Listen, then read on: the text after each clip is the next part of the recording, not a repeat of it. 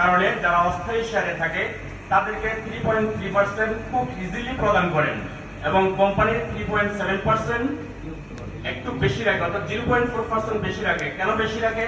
কোম্পানির বিভিন্ন বিল প্রদান করতে হয়, স্যালারি দিতে হয়, এসিডিসি খরচ আছে, এই জন্য সম্মানিত অস্থায়ী শেয়ার হোল্ডারগণকে 3.3% দিতে সক্ষম হন।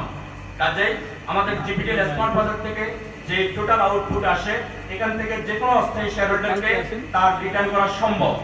জিপিডিএল এগ্রো লিমিটেড থেকে আমাদের এখন পর্যন্ত ওইভাবে আয় আসছে না, কিন্তু অতি সম্প্রতি আমাদের কোম্পানি প্ল্যান করছে ওখান থেকেও যাতে একটা ফিডব্যাক আসে এবং ভবিষ্যতে হসপিটাল এবং অন্যান্য প্রতিষ্ঠান থেকে আমাদের অ্যাভেলেবেল আয় আসবে।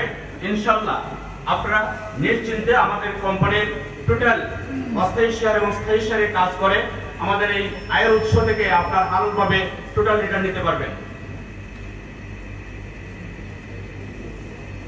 সম্মানিত সুধী, জিপিডিএল এর সৌন্দর্য সততার সাথে পরিচালনা পর্ষদ পরিচালিত আমাদের কোম্পানি এখনো পর্যন্ত 2023 সালের 11